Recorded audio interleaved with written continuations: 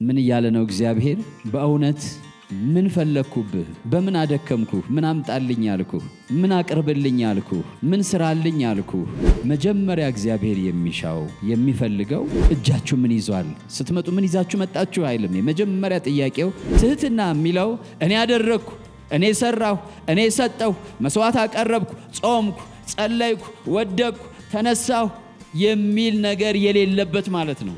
እርሱ ምን ብሏቸዋል? አድኗቸዋል። እስራኤልን በሚክያስ የጠየቀው ጥያቄ ሳድናችሁ፣ ስቤዣችሁ፣ ስታደጋችሁ የከፈላችሁት ነገር አለ ወይ? ጥያቄው እሱ ነው።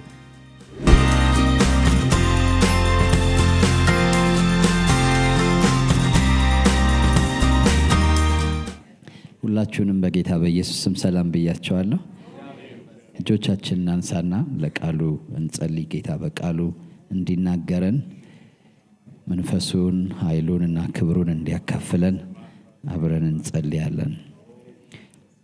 መንፈስ ቅዱስ በጌታ በኢየሱስ ስም ልባችን ላንተ እንከፍታለን። በጌታ በኢየሱስ ስም ቤታችን ላንተ እንከፍታለን። ዛሬ ለመንፈሳችን ተናገረን። የታሰሩ ቢኖሩ በቃልህ ይፈቱ። በጨለማ ላሉ በቃልህ ብርሃን ይምጣላቸው። በዚህ የክብር አደባባይ ውርደት በክብር ይለወጥ። ከምስክርነታቸው ጋር ይመለሱ። በጌታ በኢየሱስ ስም አሜን።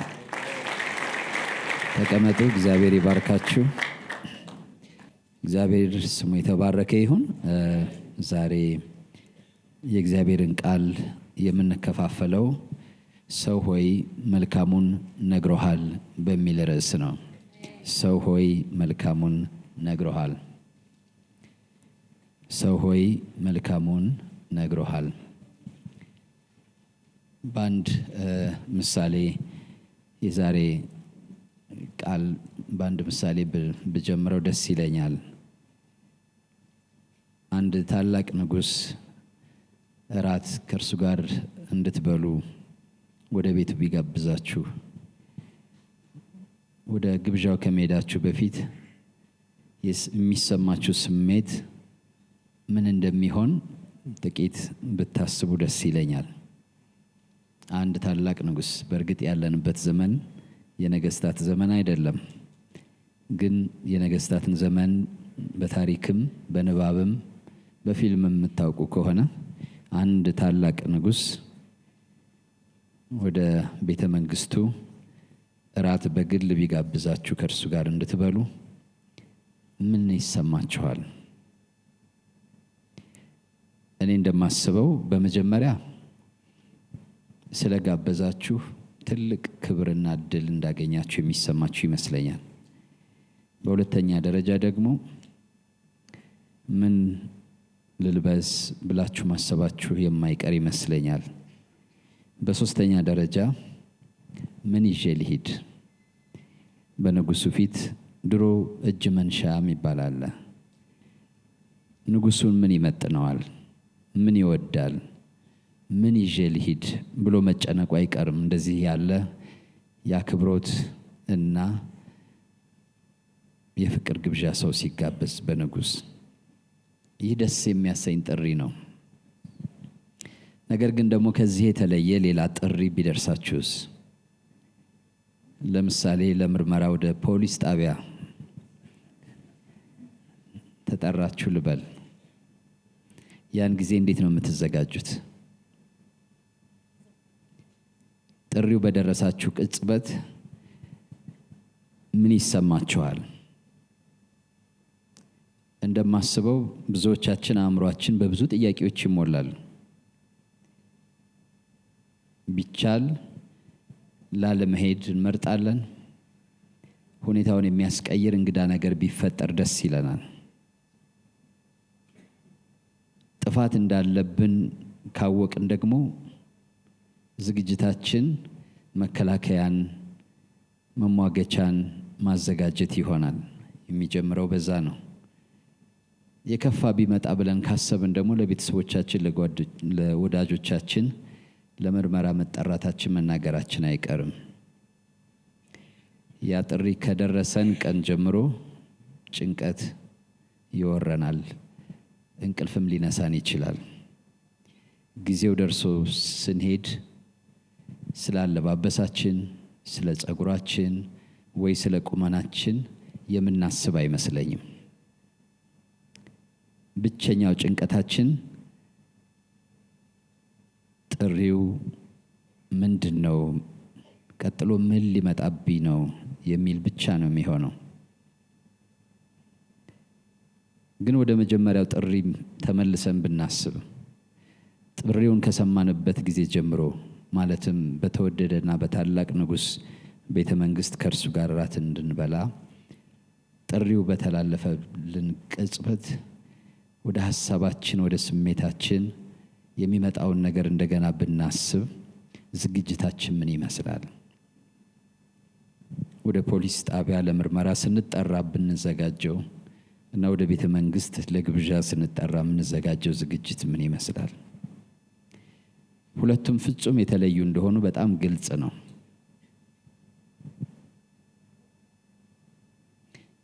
ይሄን ያነሳውላችሁ እግዚአብሔር ዛሬም ይጣራል። የሰው ምላሽ ግን ምንድን ነው የሚለውን እንድናይ ነው። የሰው ዝግጅት ግን ምን ይመስላል? እንደምታውቁት ከጥንት ጀምሮ እግዚአብሔር ሰዎች ወደ እርሱ እንዲመጡ ሲጠራቸው አይተናል፣ ሰምተናል፣ አንበናል፣ በእኛም ደርሷል። ነገር ግን ሰዎች ሁሉ የእርሱን ጥሪ በተመሳሳይ መንገድ አይረዱትም። አንዳንዶች እግዚአብሔር ሲጠራቸው ከነርሱ አንድ የሆነ ነገር እንደፈለገ ይመስላቸዋል። ሌሎች ደግሞ እግዚአብሔር የጠራቸው ቅድም እንዳልኳችሁ እንደ ፖሊሱ ለምርመራ ከዛም ደግሞ ለቅጣት እንደሆነ የሚያስቡ አሉ። ስለዚህ እግዚአብሔርን ጥሪ ሲሰሙ የሚደነግጡ፣ የሚፈሩ፣ የሚጨነቁ፣ የሚታወኩ ሰዎች አሉ። ነገር ግን በተለየ ሁኔታ ደግሞ የተለየ ግንዛቤ ያላቸው የተባረኩ ሰዎች አሉ። እነዚህ ሰዎች የሰማይና የምድር ንጉሥ እንደጠራቸው ያውቃሉ። ለምን እንደጠራቸው ባይገባቸው እንኳን መጣራታቸው ትልቅ ክብር እንደሆነ ይገነዘባሉ። ወደ እርሱ በፍጥነት ለመሄድ ይመኛሉ። ሆኖም እነሱም ጥያቄ መጠየቃቸው አይቀርም። በፊቱ ምን ለብሼ ልሂድ? ምን ይዤለት ልቅረብ? እንደ ቆሸሽኩ ልሂድ? እንዴት ልታጠብ? እንዴት ልንጻ? የሚል ጥያቄ ይኖራል። የተጠሩት እንደገባቸው እንደተገነዘቡት በሰማይና በምድር ታላቅ አምላክ ፊት፣ ንጉሥ ፊት ስለሆነ እነዚህ የተባረኩ ጥያቄዎች ናቸው። ዛሬ በማካፈላችሁ ክፍል ውስጥ ነቢዩ ሚክያስ ጥያቄውንም ሆነ መልሱን በግልጽ አድርጎ አስቀምጦታል። ሚክያስ ምዕራፍ 6 አሁን ያልኳችሁን አይነት የሚመስል ጥያቄና መልስ ታገኛላችሁ። እግዚአብሔር አምላክ እስራኤል የሚባል ሕዝብ ከአባቱ ከአብርሃም ጀምሮ ጠራው እና ያን ሕዝብ ነው አሁን የሚሞግተው። ያን ሙግት ነው ጥሪ የደረሰው እስራኤል ለጥሪው የሰጠው ምላሽ፣ ጥሪውን የተገነዘበበት መገንዘብ በተመለከተ ነቢዩ ከብዙ ዓመታት በኋላ የእግዚአብሔርን ሙግት አስቀምጦ እናያለን። እግዚአብሔር አምላክ የማይለወጥ እንደሆነ ታዛቢዎችን ይጠራል። አሁን ብዙ ጊዜ በዚህ ከተማ ባለፉት ጊዜያት ብዙ ቤቶች ፈርሰዋል። ብዙ ድሮ የምናውቃቸው አደባባዮች የሉም እና እነሱን ምልክት አድርገን አቅጣጫ ማሳየት አሁን አንችልም። ጊዜያዊ ናቸው፣ ፈርሰዋል። ግን ተራሮች፣ ወንዞች፣ ኮረብቶች አሉ ለብዙ ዓመታት ለሺህ ዓመታት እና እነሱን ማመላከቻ ማድረግ እንችላለን። እግዚአብሔርም ደግሞ የሚጠራው እዚህ የነበረ ስላጣ ይመስለኛል ተራሮችን ኮረብቶችን ይጣራና እስኪ እነሱ ይመስክሩ ይላል። ለዚህ ሕዝብ ያደረገውን ነገር ማለት ነው። ቁጥር 2 ጀምረዋለሁ። ተራሮች ሆይ ጠንካሮች የምድር መሰረቶች ሆይ እግዚአብሔር ከሕዝቡ ጋር ክርክር አለውና ከእስራኤልም ጋር ይፋረዳልና የእግዚአብሔርን ክርክር ስሙ። እግዚአብሔር ከሕዝቡ ጋር ክርክር አለው፣ ከሕዝቡ ጋር ይፋረዳል እና ክርክሩን ስሙ። ሕዝቤ ሆይ ምን አድርጌሃለሁ? በምንስ አድክሜሃለሁ? መስክርብኝ። ከግብፅ ምድር አውጥቼሃለሁ። እግዚአብሔር ያደረገውን መቁጠር ይጀምራል። ዛሬ ብዙ ሰዎች እግዚአብሔር ያደረገላቸውን ማይቆጥር የሚመስላቸው ሰዎች አሉ። ግን እግዚአብሔር ይቆጥራል። መቁጠር ብቻ አይደለም፣ ምስክሮችን ጠርቷል። ተራሮች ሆይ ጠንካሮች የምድር መሰረቶች ሆይ እግዚአብሔር ከሕዝቡ ጋር ክርክር አለውና ከእስራኤል ጋር ይፋረዳልና ለዚህ ክርክር ምስክር ሆናችሁ ኑ። አንዳንድ ጊዜ ቤታችን ውስጥ ያለው ነገር ራሱ ይመሰክርብናል። በእጃችን ያለው ነገር ራሱ ይመሰክርብናል። አሁን የደረስንበት ነገር ራሱ ይመሰክርብናል። እግዚአብሔር እነዛን ነገሮች ሁሉ ምስክር አድርጎ ይጠራል እና ሕዝቤ ሆይ አለ ምን አድርጌሃለሁ? በምንስ አድክሜሃለሁ? መስክርብኝ። ከግብፅ ምድር አውጥቼሃለሁ፣ ከባርነት ቤት ተቤዥቼሃለሁ። በፊትህ ሙሴንና አሮንን ማርያምንም ልኬልህ ነበር። ሕዝቤ ሆይ የሞዓብ ንጉሥ ባላቅ የመከረውን የቢዖርም ልጅ በላም የመለሰለትን አሁን አስብ። የእግዚአብሔርንም የጽድቅ ሥራ ታውቅ ዘንድ ከሰጢም ጀምሮ እስከ ጌልገላ ድረስ አስብ። እኔ በዛ ሁሉ ያደረግኩልህን አንተ የማትቋቋመው ያ ንጉሥ በተነሳበት ጊዜ ምን እንዳደረግኩልህ አስብ።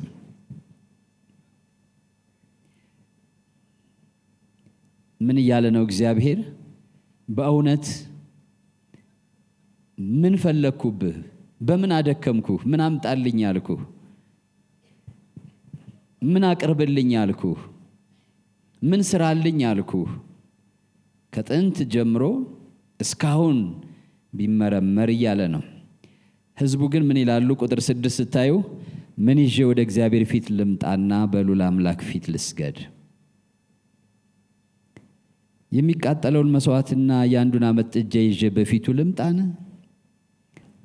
እግዚአብሔር ይሄን ሁሉ ባደርግ ደስ ይለዋልን? የሚቃጠለውን መስዋዕት የአንዱን ዓመት ጥጃ ይዤ በፊቱ ልምጣን? እግዚአብሔር በሺህ አውራ በጎች ወይስ በእልፍ ዘይት ፈሳሽ ደስ ይለዋልን? ወይስ የበኩር ልጄን ስለ በደሌ የሆዴንም ፍሬ ስለ ነፍሴ ኃጢአት እሰጣለሁን? የእግዚአብሔር መልስ ስሙ። አሁን እግዚአብሔር እንደዚህ አለ፣ ሰው ሆይ መልካሙን ነግሮሃል። ምን ማለት ነው?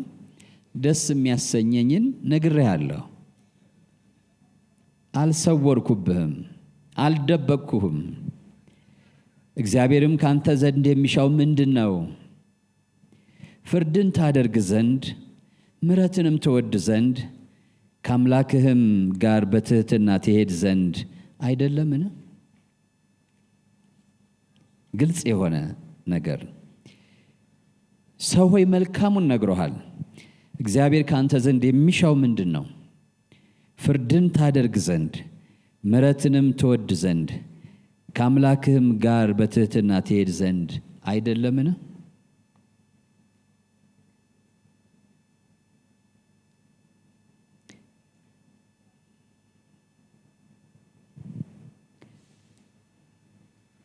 እግዚአብሔር ምን እያለ ነው? አዳንኩህ፣ ተቤዠውህ፣ መራውህ፣ ተንከባከብኩህ፣ ምንም ክፉ ነገር አላደረግኩብህም። ግን በዛ ፋንታ ምን ጠየቅኩህ? ምን ፈለግኩ ካንተ እያለ ነው። ሕዝቡ ግን እግዚአብሔር በእናንተ ደስ አልተሰኘውም የሚለን እግዚአብሔር መንገዳችሁን አልወደድኩትም የሚለን እግዚአብሔር ተቆጣሁ የሚለን ምንድነው ያላደረግንለት? ምን ይዘን በፊቱ እንምጣና እንስገድ? ምን መስዋዕት እናቅርብ እግዚአብሔርን ለማስደሰት ነው እያሉ ያሉት?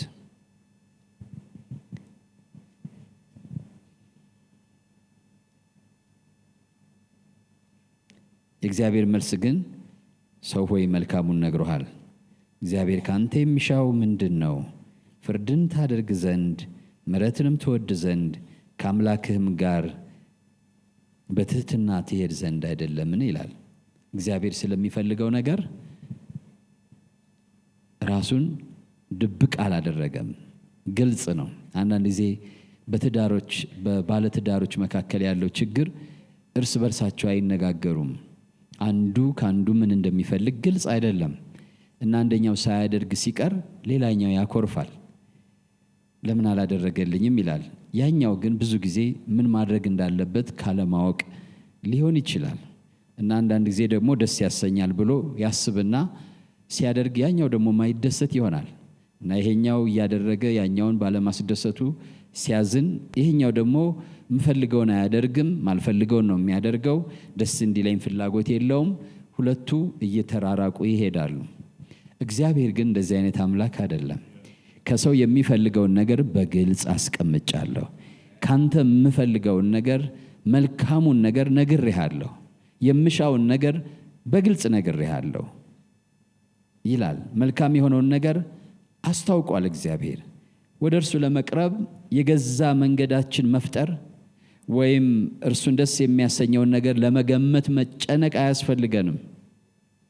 እግዚአብሔር ምንድነው ግን የሚያስደስተው ማለት አያስፈልገንም። ወይም የራሳችን መንገድ መቀየስ አያስፈልገንም። እግዚአብሔር ራሱ ነግሮናል። እንዳልኩት ብዙ ሰዎች እግዚአብሔርን ደስ ማሰኘት የማይቻል የሚመስላቸው አሉ። ደስ ለማሰኘት ደግሞ የራሳቸውን ፈጠራ የሚፈጥሩ አሉ። የራሳቸውን መንገድ የሚሄዱ አሉ። እንዲያውም ብዙ ሃይማኖቶች የዛ ውጤት ናቸው። ነገር ግን እግዚአብሔር በዚህ ረገድ ራሱን ሚስጥራዊ አላደረገም። ራሱን አልሰወረም። ራሱን አልደበቀም። ከመጀመሪያው ጀምሮ እግዚአብሔር ምን እንደሚፈልግ በግልጽ ተናግሯል። እግዚአብሔር በመጀመሪያ ደረጃ የሚፈልገው ውጫዊ ስጦታን አይደለም።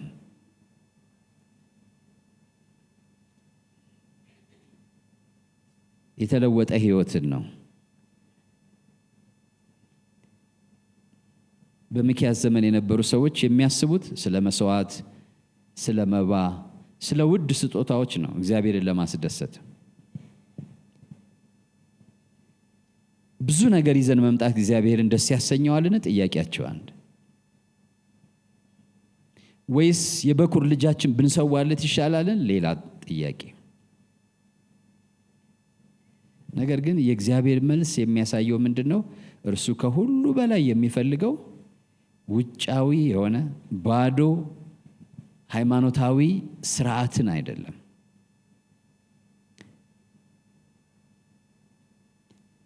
ምጽዋትን አይደለም። ስግደትንም አይደለም።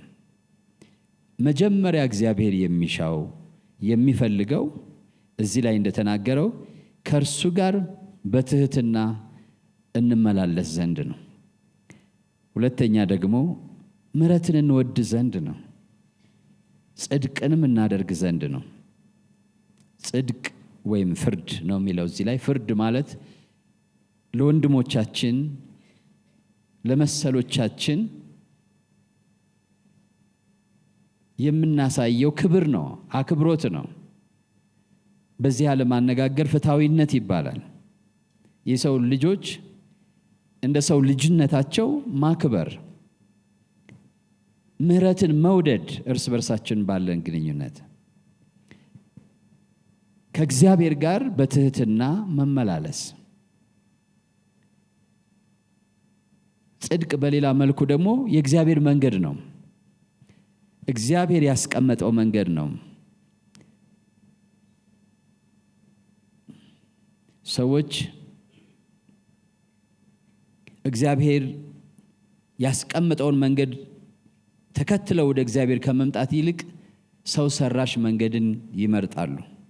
ስለዚህ እግዚአብሔር እያለ ያለው ሰው ሰራሽ መንገድ አልፈልግም፣ ቀጥተኛውን እኔ ያዘጋጀሁትን መንገድ እፈልጋለሁ።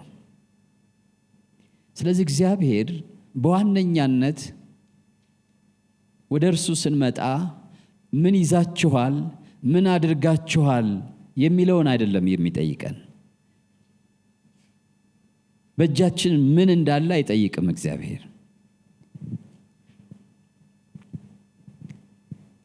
ልባችን ምን እንደሆነ ግን ይጠይቃል። ለሌሎች ያለንን ነገር ይጠይቃል። ምን ይላል ጳውሎስ ሲናገር? መገረዝም ሆነ አለመገረዝ አይጠቅምም፣ በክርስቶስ ኢየሱስ አዲስ ፍጥረት መሆን ነው እንጂ ይላል በገላትያ ምዕራፍ 6 ላይ። መገረዝ ውጫዊ ነው፣ አለመገረዝም ውጫዊ ነው። ይሄ አይጠቅምም። የሚጠቅመው በክርስቶስ ኢየሱስ አዲስ ፍጥረት መሆን ነው ይላል። በምዕራፍ 3 ላይ ደግሞ በእምነት በፍቅር ሆኖ የሚሰራ እምነት እንጂ ስራ አይበጅም ይላል። በፍቅር የሚሰራ እምነት። እስኪ በሉት ሁላችሁም፣ በፍቅር የሚሰራ እምነት በሉ እስኪ።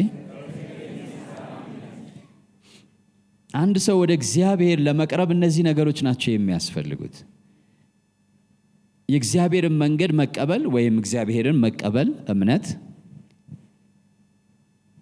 የሰው ልጅ መውደድ ፍቅር። ግን ይሄ ፍቅር የሚለው በዛ ክፍል ስናገር ወደ መጀመሪያ የመጽሐፍ ቅዱስ ትርጉም ብትሄዱ ቻሪቲ ነው፣ ቤንቮለንስ ነው። ማለትም ቸርነት የሚለው ቃል ነው።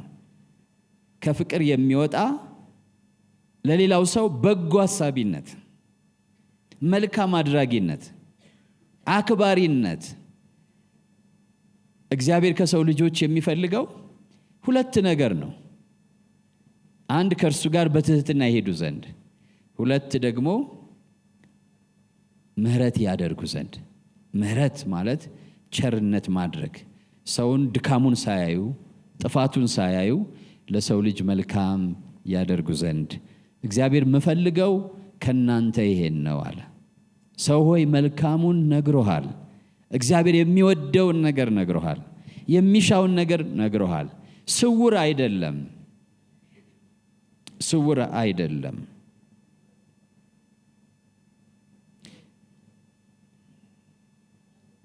ስለዚህ እግዚአብሔር ጥያቄ እንዴት ነው የምትኖረው? ከኔ ጋር በትህትና እየሄድክ ነው? ሌሎችንስ እንዴት ነው ያስከው ነው? ከሌሎች ጋር ያለህ ግንኙነት ምን ይመስላል? ከሚስት ጋር፣ ከባልሽ ጋር፣ ከልጆች ጋር፣ አብሮ ከሚያመልከው ሰው ጋር፣ አብሮ ከሚኖረው ሰው ጋር፣ አብሮ ከሚሰራው ሰው ጋር፣ መንገድ ከምታየው ሰው ጋር፣ ከማታውቀው ሰው፣ ከምታውቀው ሰው ጋር። አንድ ሰው ወደ ጌታ ወደ ኢየሱስ ቀረበና ከትእዛዝ ሁሉ የትኛይቱ ታላቅ ናት ብሎ ጠየቀው። እና ከእውነቱ እንደጠየቀው አይቶ ይላል መጽሐፍ ቅዱስ እውነተኛ ጥያቄ እንደሆነ። ለምን ፈሪሳውያን የውሸት ጥያቄ ይጠይቁታል? የሃይማኖታዊ ጥያቄ፣ የክርክር ጥያቄ። ዛሬ ሶሻል ሚዲያ ላይ የምታዩት ንትርክ አይነት ጥያቄ መተው መነታረክ ይፈልጋሉ። ኢየሱስ ክርስቶስ እንደዚህ ላሉ የሃይማኖት ተከራካሪዎች መልስ አይሰጣቸውም። ነገር ግን ሕይወትን ፈልገው እውነትን ፈልገው ወደ እርሱ ለሚመጡ ግን ጊዜ አለው። አንድም ሰው ቢሆን ቆሞ ያናግራል፣ ጊዜውን ከዛ ሰው ጋር ያሳልፋል። እና ይሄ ሰው በልቡ በአእምሮ ከውስጡ እንደጠየቀው አይቶ እንዲህ ሲል መለሰለት ይላል፣ ጌታ አምላክህን በፍጹም ልብህ፣ በፍጹም ነፍስህ፣ በፍጹም ኃይልህ ውደደው፣ አምልከው፣ ከእርሱ ጋር በትህትና ተመላለስ ማለት ነው። ባልንጀራህን ደግሞ እንደ ራስህ አድርገህ ውደድ። እቺ ፊተኛይቱ ማለት ዋናዋ የመጀመሪያዋ ትእዛዝ ናት። የመጀመሪያዋ ትእዛዝ ናት። የትእዛዝ ሁሉ ራስ ናት። ከመባ ከአስራት ከጾም ከጸሎት በፊት ያለች ማለት ነው። ቀዳሚ የሆነች ፈሪሳውያንን ጌታ ኢየሱስ እንደዚህ ገሰጻቸው። እናንተ ግብዞችን ነው በአጠቃላይ እናንተ ግብዞች አለ። ከከሙን እና ከነዛ ከትንንሽ ነገሮች አስራት እና መባ ታወጣላችሁ፣ ምህረትን ግን አትወዱም አላቸው። ወንድሞቻችሁን ይቅር ማለት አትወዱም፣ ቸርነት ማድረግ አትወዱም፣ በፍቅር መመላለስ አትወዱም። ግን ደግሞ መታችሁ ሃይማኖታዊ ስርዓት መፈጸም ግን ደስ ይላችኋል። እግዚአብሔርን እየተከተልን ነው ትላላችሁ አለ። ግን ያን ሳተው ይሄን ልታስቀድሙ ይገባችሁ ነበር። መባ መስጠት መልካም ነው፣ አስራት መስጠት መልካም ነው፣ መጾም መልካም ነው፣ መስገድ መልካም ነው። ግን መቅደም ያለበት ነገር አለ። እግዚአብሔር እጅ ከምን አይለንም፣ ልባችሁ ምንድነው ነው የሚለን። እጃችሁ ምን ይዟል? ስትመጡ ምን ይዛችሁ መጣችሁ አይልም። የመጀመሪያ ጥያቄው በምን ልብ ነው የመጣችሁት? በልባችሁ ውስጥ እኔ ስፍራ አለኝ፣ እኔ ክብር አለኝ፣ እኔ ቦታ አለኝ፣ መንገዴን ትከተላላችሁ ወይስ በመሰላችሁ መንገድ ነው የምትከተሉኝ የሚል ጥያቄ ነው ያለው።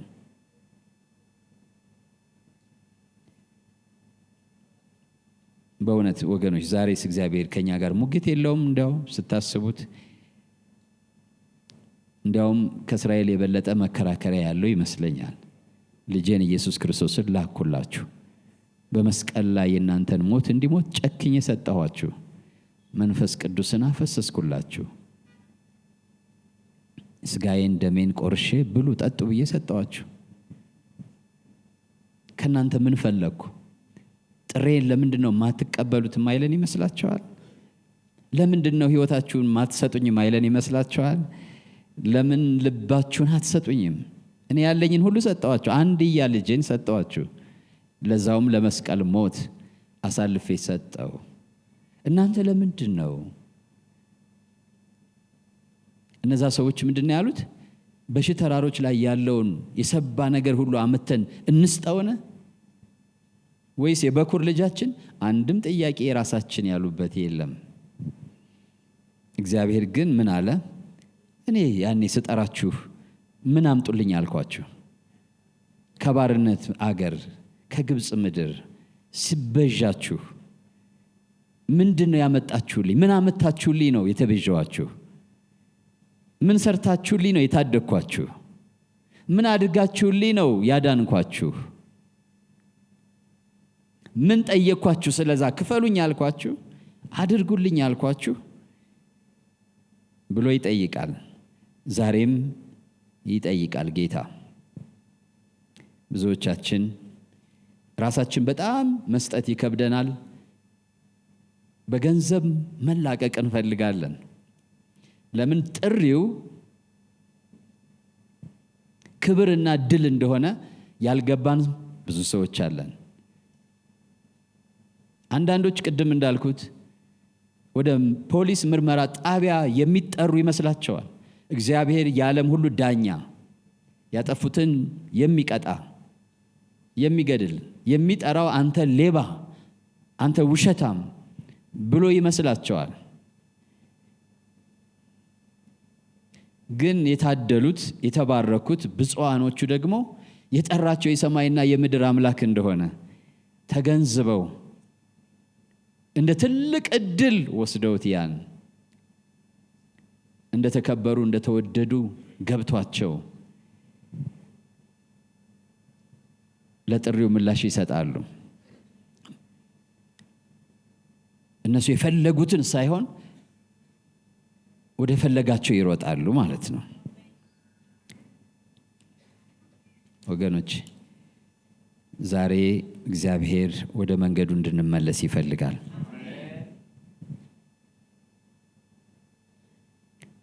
እነሱ እንደዛ ከጠየቃቸው የክርስቶስን ጸጋ ያገኘን እኛን ምን ያህል ይጠይቀናል? እግዚአብሔር ምንድነው የሚፈልገው?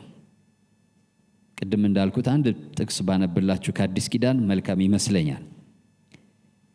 አንደኛ ዮሐንስ ምዕራፍ 3 ከቁጥር 21 እስከ 24 ወዳጆች ሆይ ልባችን ባይፈርድብን በእግዚአብሔር ዘንድ ድፍረት አለን። ትእዛዙንም የምንጠብቅና በፊቱ ደስ የሚያሰኘውን የምናደርግ ስለሆንን የምንለምነውን ሁሉ ከእርሱ እናገኛለን። ትእዛዙን የምንጠብቅና በፊቱ ደስ የሚያሰኘውን የምናደርግ ስለሆንን የምንለምነውን ሁሉ ከእርሱ እናገኛለን። ትእዛዙም ይህች ናት፣ በልጁ በኢየሱስ ክርስቶስ ስም እናምን ዘንድ፣ ትእዛዝንም እንደሰጠን እርስ በርሳችን እንዋደድ ዘንድ። ትእዛዙንም የሚጠብቅ በእርሱ ይኖራል ማለት ከእርሱ ጋር በትህትና ይመላለሳል ማለት ነው።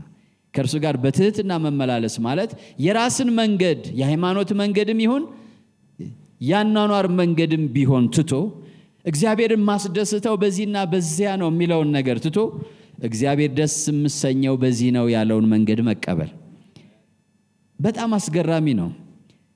ወዳጆች ሆይ ልባችን ባይፈርድብን በእግዚአብሔር ዘንድ ድፍረት አለን።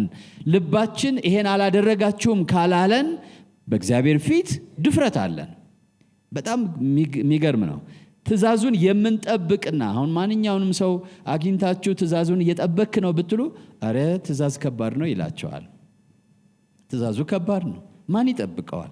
ፕሮቴስታንቱም ሆነ ማንኛውም ነው እንደዛ የሚላችሁ። እዚህ ግን የሚለው ትእዛዙን ከባድ ነው አይደለም የሚለው የምንጠብቅና በፊቱ ደስ የሚያሰኘውን የምናደርግ ስለሆንን የምንለምነውን ሁሉ ከእርሱ እናገኛለን። የሚገርም ድፍረት ነው። የምንለምነውን ሁሉ ከእርሱ እናገኛለን። ለምን? ትእዛዙን ሁሉ የምናደርግ ደስ የሚያሰኘውን ነገር የምናደርግ ትእዛዙንም የምንጠብቅ ስለሆነን ብሎ ይናገራል። ትእዛዙም ይህች ነች፣ በልጁ በኢየሱስ ክርስቶስ ስም እናምን ዘንድ። ይህም ደግሞ ጌታ ኢየሱስ እንደተናገረው የጽድቅ ስራ ነው፣ መልካም ስራ ነው። ጽድቅን ታደርጉ ዘንድ አይደለ ያለው ቅድም ሚልክያስ አይደለም? ጽድቅን እኔ የምወደው ጽድቅን ታደርጉ ዘንድ ምህረትን ታደርጉ ዘንድ እና ከኔ ከእግዚአብሔር ጋር በትህትና ትሄዱ ዘንድ። ያ ጽድቅ ምንድን ነው?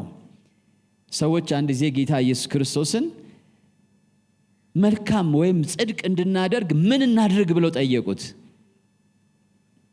ምን እናድርግ ጽድቅ እንድናደርግ?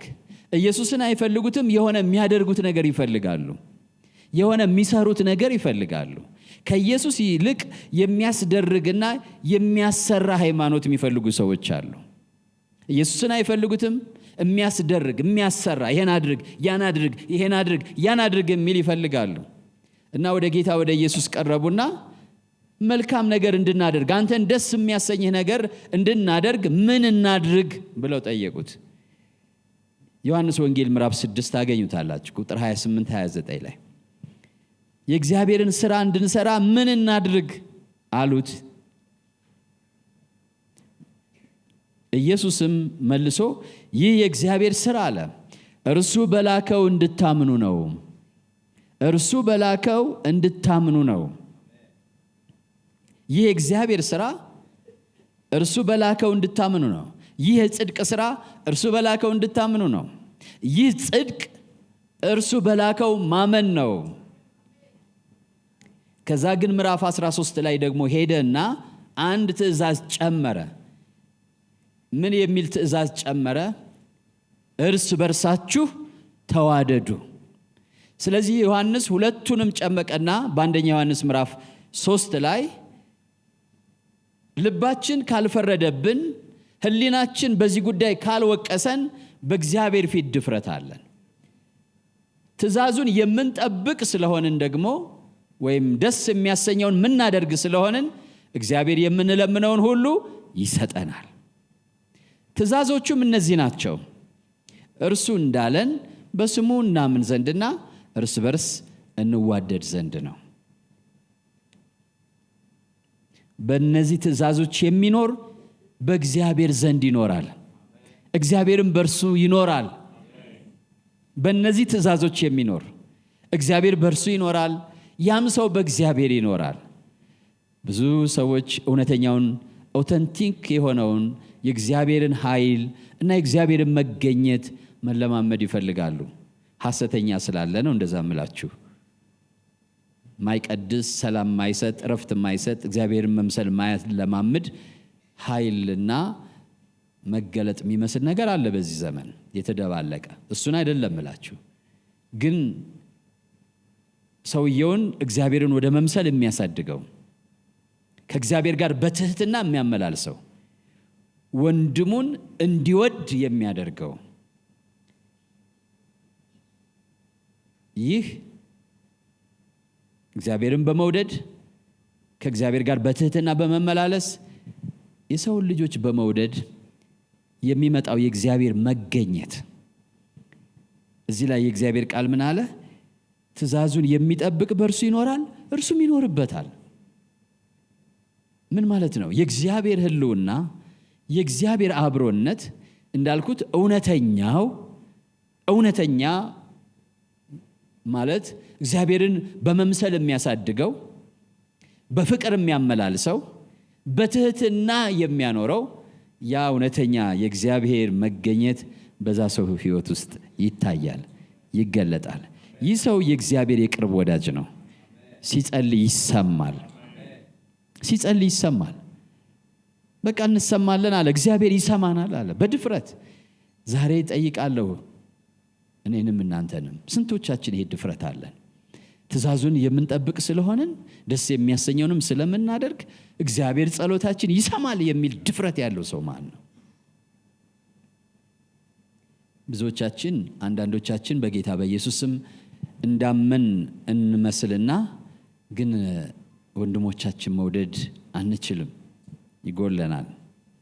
ሌሎቻችን ደግሞ ሌላው ይጎለናል። ስለዚህ ሰው ሆይ አለ እግዚአብሔር መልካሙን ነገር ነግሮሃል፣ የሚያዋጣህን ነገር ነግሮሃል፣ እውነተኛውን ነገር ነግሮሃል። ከባድ አይደለም። እዚህ ላይ ዮሐንስ ትእዛዞቹም ከባዶች አይደሉም ብሎ ነው የሚጀምረው። ትእዛዞቹ ከባዶች አይደሉም። በቃ በላከው በልጁ በኢየሱስ ስም ማመን ነው። ከዛስ ሰዎችን መውደድ። ትእዛዙ ይሄ ነው። ቀላል ነው። ይህ እግዚአብሔር ያልሰወረው መንገድ ነው።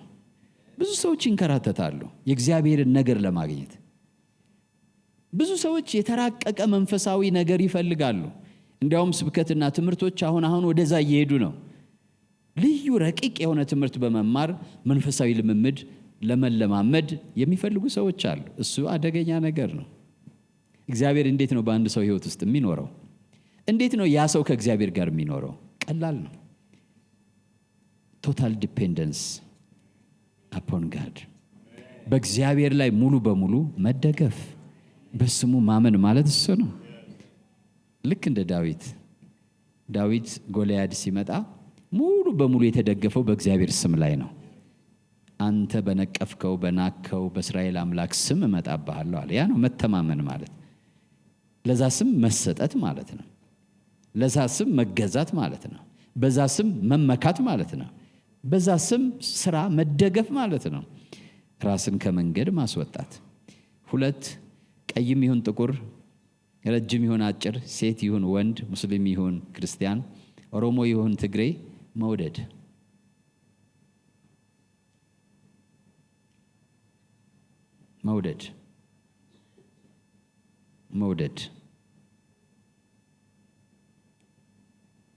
ይሄን አስቀምጠን መስዋዕት ይዘን ብንሄድ፣ ይሄን አስቀምጠን መባ ይዘን ብንሄድ፣ ይሄን አስቀምጠን አስራት ይዘን ብንሄድ፣ ይሄን አስቀምጠን ህንፃ ብንገነባለት እግዚአብሔር ይሟገተናል። ሙግት አለኝ ይለናል። ልጄን ስልክልህ ምን ክፈለኝ አልኩህ? ደሜን ሳፈስልህ ምን ክፈለኝ አልኩህ? በአንተ የምደሰተው ይሄን በማድረግ ይመስልሃል ብሎ ይሟገተናል። መንገዱን አላሳየሁም? የምፈልገውን ነገር አልነገርኩህም? የሚያስደስተኝን ነገር አልነገርኩህም? ዮሐንስ ምን አለ? ደስ የሚያሰኘውና ወዳጆች ወይ ልባችን ባይፈርድብን በእግዚአብሔር ዘንድ ድፍረት አለን፣ ትእዛዙን የምንጠብቅና በፊቱ ደስ የሚያሰኘውን የምናደርግ ስለሆንን አለ። ስለዚህ እግዚአብሔር ደስ የሚያሰኘውን ነግሮናል። ሮሜ ምዕራፍ 10 ላይ በእርግጥ ዘዳግም ላይ የተናገረውን ነው ጳውሎስ በሮሜ ምዕራፍ 10 ላይ የደገመው። ዘዳግም ላይ እንግዲህ እግዚአብሔርን ደስ እንዳሰኝ ምን ላድርግ ብለህ ጥያቄ አትጠይቅ። የት ልሂድ፣ የት ልውጣ፣ የት ልውረድ፣ የትኛው ተራራ ጋር፣ የትኛው ሸለቆ፣ የት አገር ሂጄ ልስገድ ወይም ምን ላድርግ ብለህ አትጠይቅ ብሎ ሙሴ እስራኤልን ተናግሮ ነበር። አሁን ደግሞ ጳውሎስ እኛን ተናገረ። እንዲህ አለ። ቁጥር 6 ከእምነት የሆነ ጽድቅ ግን እንዲህ ይላል፣ በልብህ ማን ወደ ሰማይ ይወጣል አትበል። ማለት እግዚአብሔርን ደስ የሚያሰኘውን ነገር ለማምጣት ማን ወደ ሰማይ ይወጣል አትበል። ይህ ክርስቶስን ለማውረድ ነው። ወይም በልብህ ወደ ጥልቁ ማን ይወርዳል አትበል። ከሰማይ ክርስቶስ ወርዶልሃል። ወደ ጥልቅስ ወርጄ ደግሞ ምን ላድርግ አትበል። ክርስቶስ ወደ ጥልቅ ወርዶልሃል። ይህ ክርስቶስን ከሙታን ለማውጣት ነው።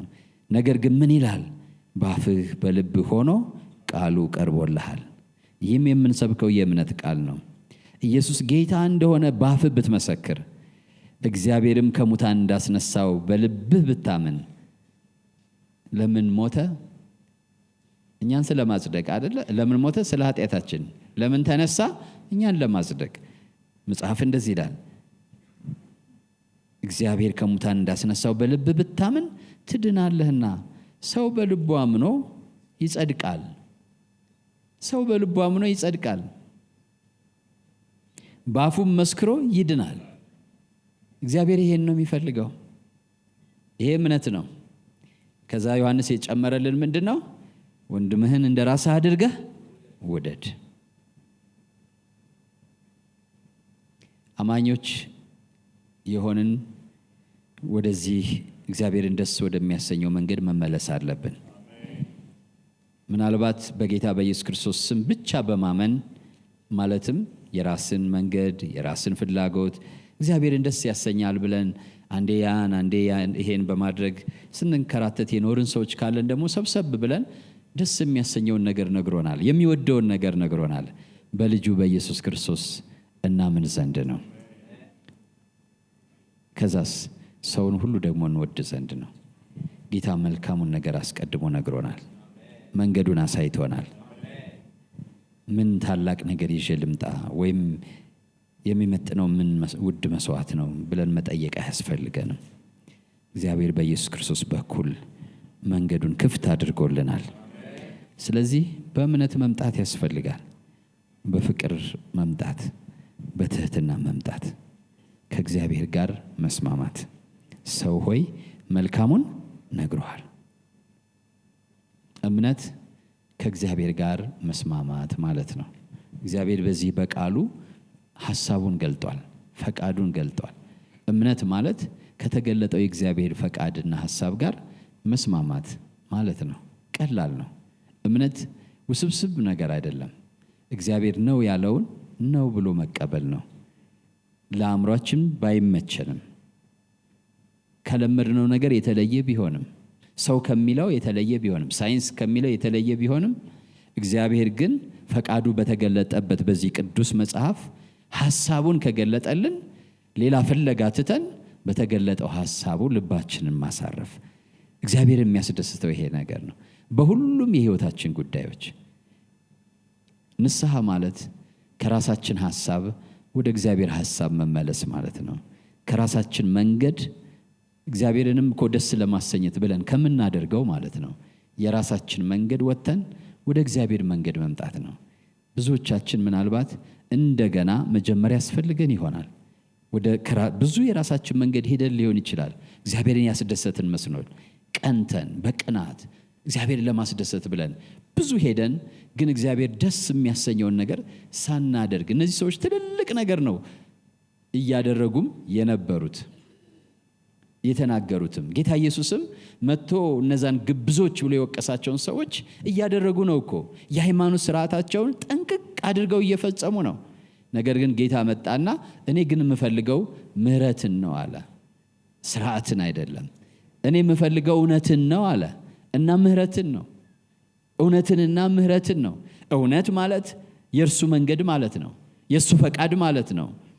ምህረት ማለት ደግሞ እርስ በርስ መዋደድ ማለት ነው። ወገኖቼ ሰዎች ስለ ሃይማኖታቸው ስለ ሃይማኖታቸው ሰውን ይገድላሉ፣ ሰውን ይጠላሉ፣ ሰውን ይሳደባሉ፣ ሰውን ይንቃሉ።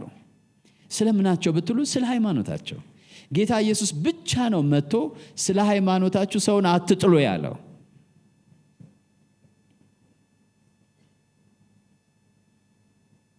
በአሁኑ ጊዜ ጦርነት እንዳለ ሁላችሁ ታውቃላችሁ። ከባድ ጦርነት በኢራን በአሜሪካና በእስራኤል። ጦርነቱን ከባድ ያደረገው ነገር ኢራኖች ለአላህ ነው የሚዋጉት። አትመልሷቸውም። በሞቱ ቁጥር ጻድቃን ይሆናሉ። ገለው በሞቱ ቁጥር፣ ባጠፉ ቁጥር አላህን ያገለግላሉ።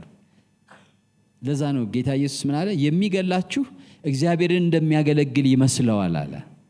ይሄ ማንንም ሰው የሚመለከት ነው። እነ ጴጥሮስም ቢገሉ እንደዛው ነው የሚባሉት።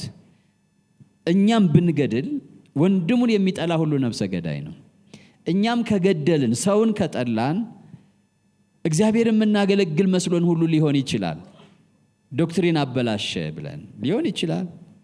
ከቤተ ክርስቲያን የተለየ ብለን ሊሆን ይችላል። ከሃይማኖቴ የተለየ ሰው ነው ብለን ሊሆን ይችላል። አምላክ ግን ሥጋ ለብሶ ወደ ምድር መጥቶ መልካሙን ነገር ነግሮናል። ሰው ልኮ አልነገረንም፣ ራሱ መጥቶ ነግሮናል። መልአክ ልኮ አይደለም የነገረን፣ ራሱ መጥቶ ነግሮናል። ከናንተ የምፈልገው ይሄን ነው ብሎናል። በእኔ መኑ፣ እርስ በርሳችሁ ተዋደዱ። ታትዚት ቀላል ነው በጣም። የእግዚአብሔር መንገድ ምንድን ያከበደው የሚለው ሁሌ ጥያቄ ይፈጠርብኛል። የአዳም የሚባል ሰው ሲወድቅ እኔ የሚባል ነገር ገብቷል። ያ እኔ ምን ይወዳል መሰላችሁ? ሁልጊዜ ክሬዲት መውሰድ ይፈልጋል። ለጽድቅ እንኳን ክሬዲት አድርጌ ያለሁ ማለት ይፈልጋል። እኔ ያለሁበት ማለት ይፈልጋል። እምነት ደግሞ አንተ የለህበትም። እሱ በሰራው ታምናለህ፣ እርሱ ባደረገው ታምናለህ። እምነት አንተን ያወጣሃል። እኔ የሚባል አይሰራም እምነት ላይ።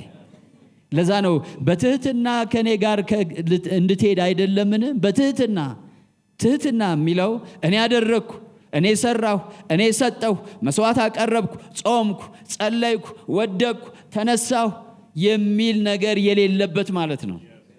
አልፈልገውም አለ እግዚአብሔር። እኔ ከግብፅ ምድር ሳወጣህ ምን አዋጣሃል? አሁንም ለደህንነት ምንም እንድታዋጣ አልፈልግም። አሁንም ለመዳንህ ምንም እንድታዋጣ አልፈልግም። አሁንም ከኔ ጋር ላለ ጉዞ ምንም እንድታዋጣ አልፈልግም። ና አይ በነጻ ድኛለሁ፣ ግን ደህንነቴን እንደምንም አድርጌ አዋጥቼ ጠብቄ መጨረሻው ላይ ደርሳለሁ ይላሉ። መዳን ካልቻልክ እንዴት ነው መጠበቅ የምትችለው? መጀመሪያ መዳን አልቻልክም። ለመዳን ምንድነው አስተዋጽኦ ያደረግነው? ንገሩኝ። ምን ማስተዋጽኦ አደረግን? የእግዚአብሔር ልጅ ለመሆን ምን አስተዋጽኦ አደረግን?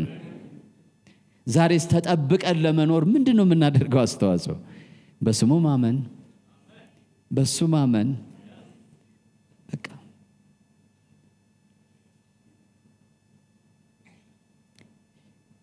ስለዚህ ዛሬ ጥሪ ይሄ ነው። ሰው ሆይ መልካሙን ነግሮናል።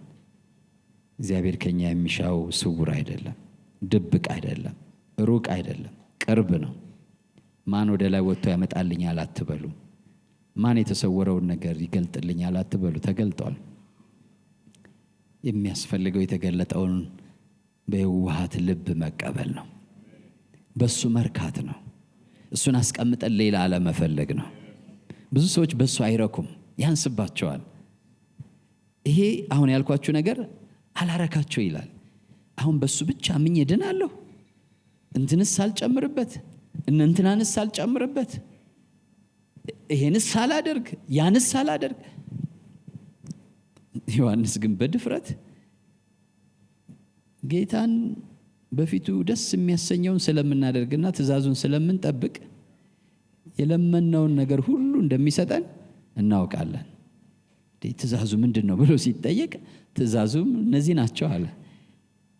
እንደሱ እንደነገረን በስሙ ምን ማለት ማመን። አንድ ታስታውሳላችሁ የሐዋርያት ሥራ ምዕራፍ 16 ላይ ጳውሎስና ሲላስ እስር ቤት ሲገቡ የወይን ቤቱ ዘበኛ ጠባቂ የነሱ ባለስልጣን ነው። ያሰራቸው የሚሆነው እሱ ነው። የዘጋው የቆለፈው የሚሆነው እሱ ነው።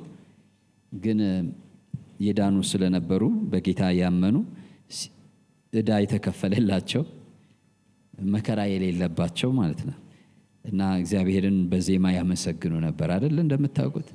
እና በዜማ እያመሰገኑ እያለ የወይኑ ቤት መሰረት ተናወጠ። የእግዚአብሔር መገኘት መጣ። እዛ እስራታቸው ሁሉ ተፈታ። የሚያመሰግን ሰው ወይም የሚያመሰግን ሰው ፍላጎት የሌለው ሰው ነው ማለት የቀረበለት የተደረገለት ሰው ነው። አጣሁ የሚል አያመሰግንም። ተቸገርኩ የሚል አያመሰግንም። እነዚህ ሰዎች እያመሰገኑ ነው የነበረው። ለምን? ስራቸው ተሰርቶላቸዋል። ነገራቸው ተከናውኖላቸዋል።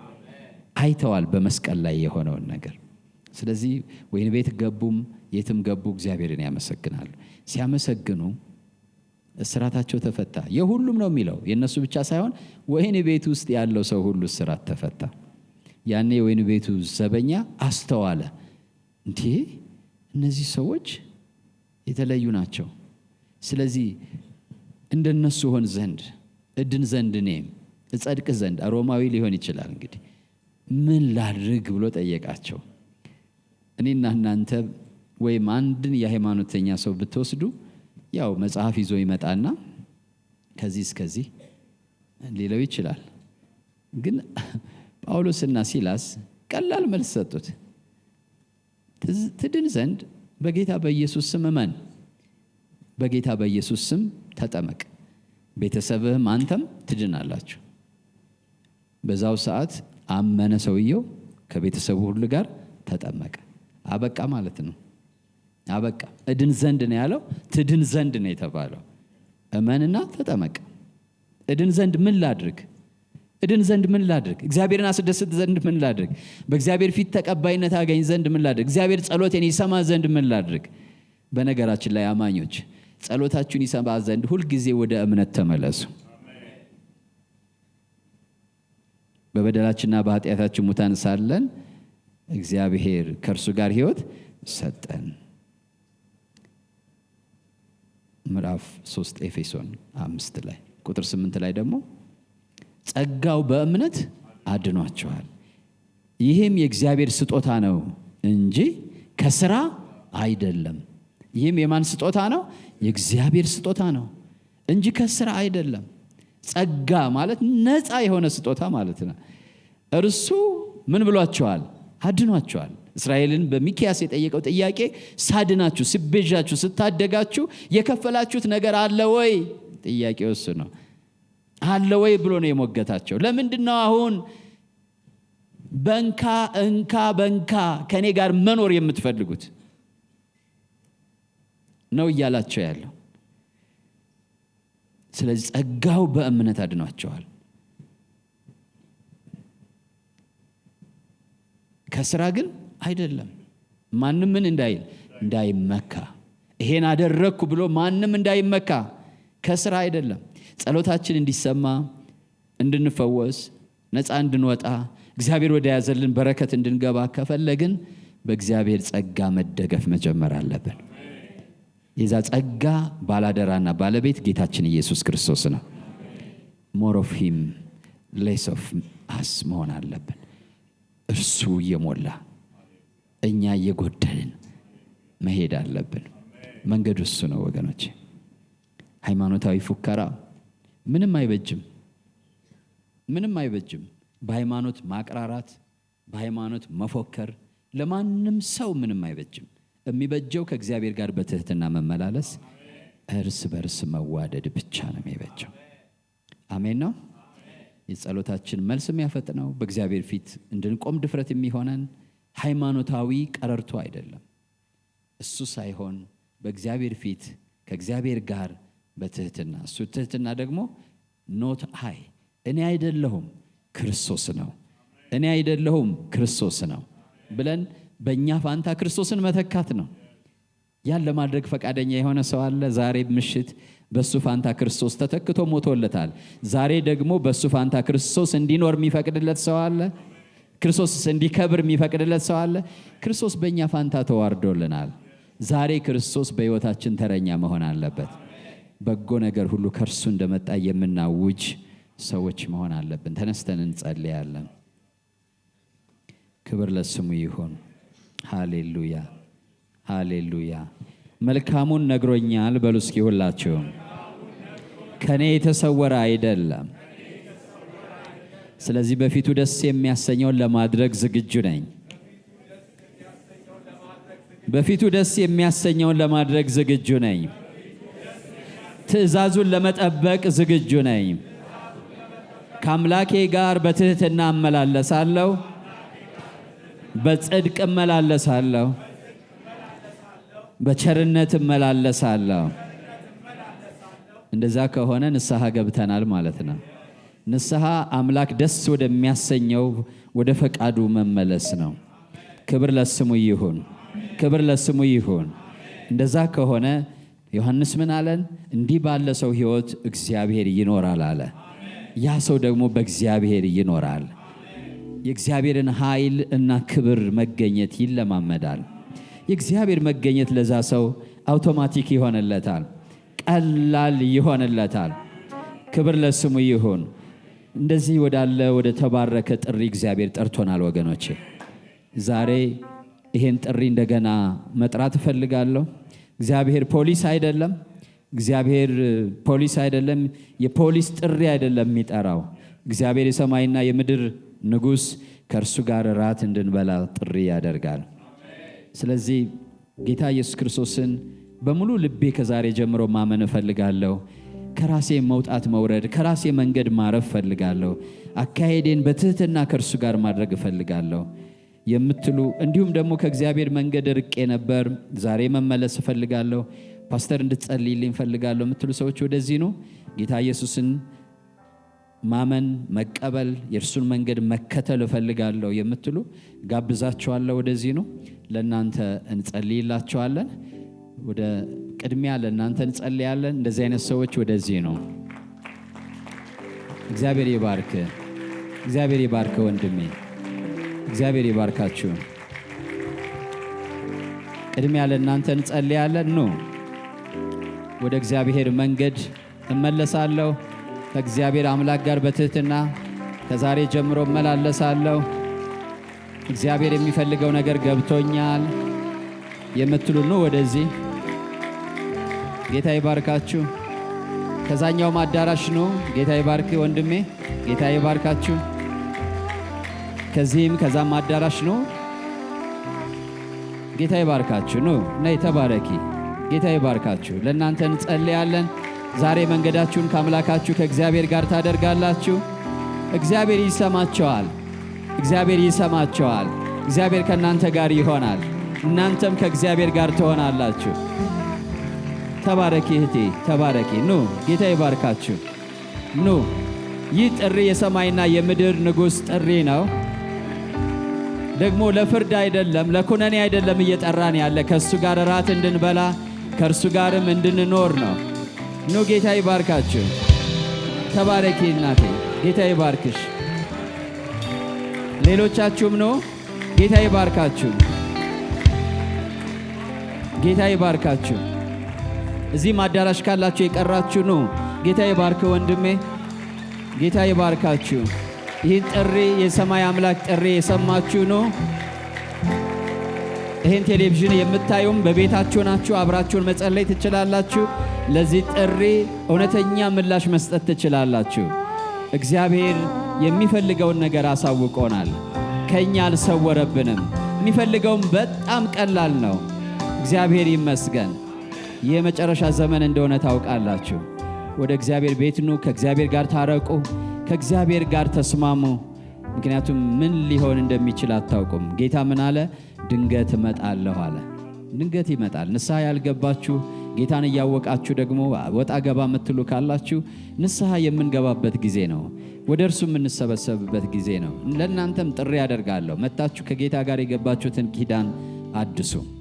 እዚህ የመጣችሁ ጌታ ይባርካችሁ። የቀራችሁ ሰዎች ካላችሁ የመጨረሻ እድል እሰጣለሁ። ለነሱ ከመጸለይ በፊት የመጨረሻ እድል እሰጣለሁ። የቀራችሁ ካላችሁ የቀራችሁ ሰዎች ካላችሁ ፈርታችሁም ይሁን አፍራችሁ የቀራችሁ ምንም አያሳፍርም። ወደ እግዚአብሔር መምጣት፣ ወደ ፈጣሪያችሁ ወደ ጌታችሁ መምጣት አያሳፍርም። ስለዚህ ደፍራችሁ ነው። ሰይጣን ይፈር ይዋረድ፣ እናንተ ግን ወደ እግዚአብሔር ነው። ሰይጣን ከሱ ጋር ሆነን እስከ ኃጢአታችን እስከ በደላችን ወደ ሲኦል እንድንወርድ ይፈልጋል። እግዚአብሔር ደግሞ ሊያድነን ይፈልጋል። ዛሬ የሱ ምክር ይሄ ነው፣ ሊያድነን ይፈልጋል። ስለዚህ የዲያብሎስን ምክር እምቢ በሉና ነው። ዲያብሎስ ነው ወደ እግዚአብሔር አትሂድ የሚለን። ጌታ ይባርክ ወንድሜ፣ ጌታ ይባርክሽ፣ ጌታ ይባርካችሁ። አዎ የጌታን ምክር ስሙ። ዲያብሎስ ሌባ ነው። ሰይጣን ውሸታም ነው። ሰይጣን ውሸታም ነው። ጌታ ይባርክ። ዲያብሎስ ሌባ ነው፣ ውሸታም ነው። ከአምላካችሁ ጋር እንድትታረቁ አይፈልግም ሰይጣን። ታረቁና አዋርዱት። ከእግዚአብሔር ጋር ተስማሙና ዲያብሎስ ይዋረድ። የቀረሰው አለ። የመጨረሻ ዕድል እሰጣለሁ። የቀረሰው ካለ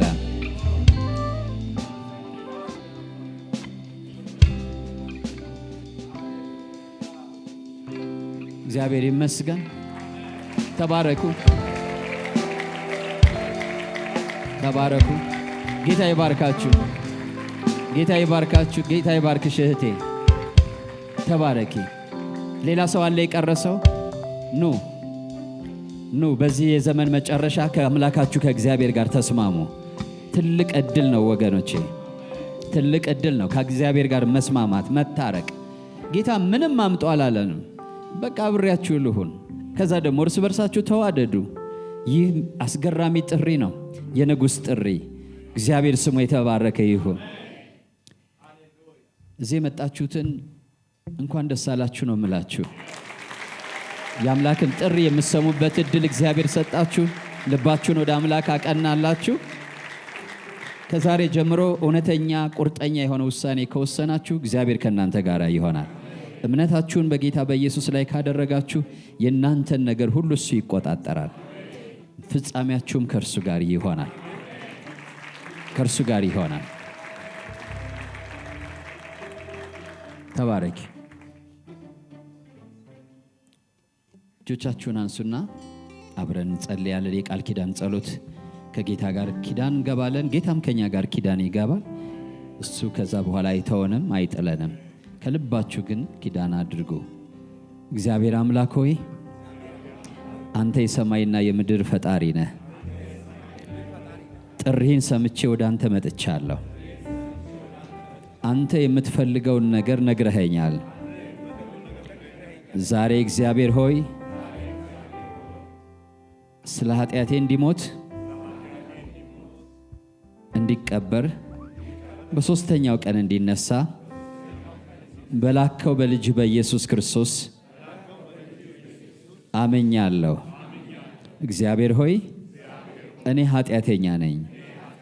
ኃጢአቴን ይቅር በለኝ፣ መተላለፌን ደምስስልኝ። እግዚአብሔር አምላክ ሆይ በልጅ በኢየሱስ ደም ከኃጢአቴ አንጻኝ።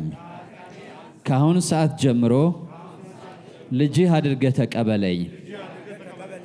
ዓለምን፣ ሰይጣንን፣ ስራውን ክጃለሁ። ሲወርድ ሲዋረድ የመጣ ክፉ አምልኮን ሁሉ ዛሬ ክጃለሁ። ኢየሱስ ክርስቶስ ጌታ ነው፣ የሕይወቴ አዳኝ ነው። ሃሌሉያ! ክብር ለስሙ ይሁን። እንኳን ደስ አላችሁ። ደስ ብሎናል። እኛም ወደ ጌታ ስለመጣችሁ ከእግዚአብሔር ጋር ስለታረቃችሁ እንኳን ደስ አላችሁ። እንኳን ደስ አላችሁ። እንኳን ደስ አላችሁ። እንኳን ደስ አላችሁ። በኢየሱስ ስም በጌታ በኢየሱስ ክርስቶስ ስም በጌታ በኢየሱስ ስም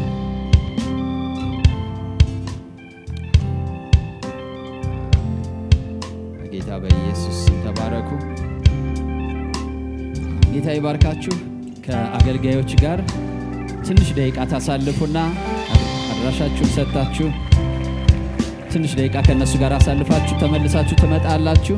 በኋላ ደግሞ ሰፊ ጸሎት ይኖረናል፣ እንጸልይላችኋለን።